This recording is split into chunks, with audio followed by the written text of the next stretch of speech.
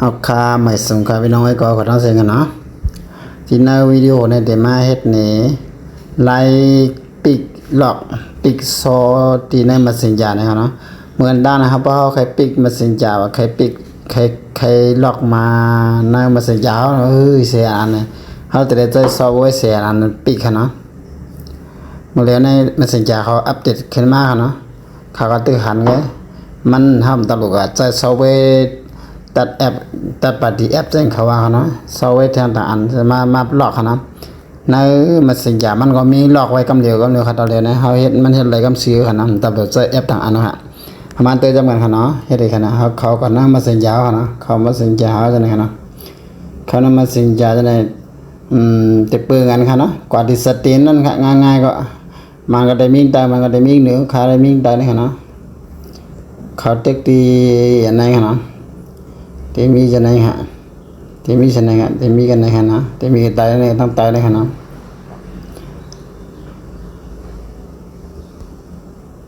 ที่มีที่ไหนฮะเนาะที่มีที่ไหนฮะ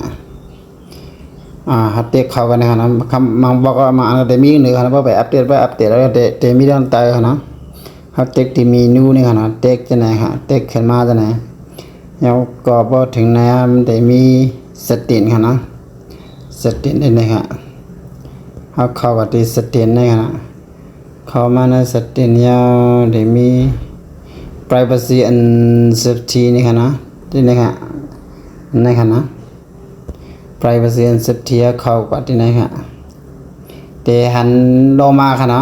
1 2 3 4ในแถวมาชี้นะแต่หันแอปล็อกนะครับ security นี่ค่ะนะแต่มีแอปล็อกนะค่ะนะนี่มือกูปอกนะเขาแต่เลยใส่แอปต่างอันไหนล็อกค่ะนะว่าใครล็อกมาสัญญาค่ะนะบ่เลยนะครับแต่ว่าใช้แอปพลิเคชันต่างอันไหนมาปิดเขาค่ะว่าแอปมันก็ปามากำเสือนี่ค่ะนะเขาเฮ็ดด้วยค่ะนะเต็กแอปล็อกนะฮะเต็กเขาก็ในขณะนั้นได้มีให้เปิดค่ะนะเพราะเขาอย่างนั้นเขาได้เปิดกันในค่ะนะเปิดที่ไหนค่ะเพราะเปิดที่ไหนค่ะพอเปิดแล้วก็มันได้มาถามว่าเขาได้เอา fingerprint เขาได้เอานิ้วเอาสแกนนิ้วเอาเฟซเนี่ยเขาได้สแกนหน้านั่นก็เขากับนั้นตัดไปยาวเดี๋ยวเขาได้ใจหมายลับอยู่ต่างอันนะฮะได้มีอันตายในค่ะนะเป็นหมายลับต่างอันเยอะๆนี่ก็แต่มีด้านใต้นี่ค่ะเป็น use unlock another way นี่ค่ะนะเขาได้เลือกในค่ะเพราะใครเจอนิ้วมือก็เจอ fingerprint ก็เจออันหน้าก็เจอ face นี่ค่ะนะเขาใครเจอหมายลับนี่ก็เขาจะ use unlock another way นี่ค่ะนะเขาเปิดนี่ค่ะเพราะเดี๋ยวก็ว่ามันได้ย้อนหมายลับอะค่ะเพราะเดี๋ยวเขาได้ใส่ว่าหมายลับนี่ค่ะนะใส่จำได้จังนี่ค่ะนะก็เนี่ยเดี๋ยวมีขึ้นมาจะไหนครับนั่นไงว่าขึ้นมาเดี๋ยวไม่มีเนี่ยเขาได้เลือกกันได้นะครับเนาะเนี่ยหมายหนึ่งเนี่ยมันว่า after I leave message เนี่ยพอเขาออก message กว่ามันได้ล็อกกำซีกับพอออกก็มันได้ล็อกกำเร็วเนี่ยเป็นหมายหนึ่งครับเนาะพอหมายสองนะครับ one minute after leaving ว่าเสียเขาออกมันเสียเขาออกกว่ามันสัญญาเขาออกก่อนน้อยหนึ่งมันได้จากล็อกครับมันล็อกกำเร็วนะมันได้ไปคัดซ้อกำเร็วครับพอหมายสามนั่นเดี๋ยวเป็น15 นาทีค่ะนะหมาย4นี่ก็จงมองค่ะนะใน1 จงมองจากล็อกอ่ะอันไหนค่ะนะในเขาเคยเลือกกันแล้วเขาเลือกเอาไว้ค่ะนะนั่นแต่เลือกเอาได้อันไหนค่ะนะ after I leave message นี่ค่ะนะว่าเสียเขาออก message จากเขาเนี่ยมันได้ล็อกค่ะนะก็ซื้อเขาจำได้ค่ะนะตอนที่ล็อกค่ะนะก็ในเขาออกมาค่ะนะออกค่ะนะได้ขึ้นคอร์ดด้วยค่ะ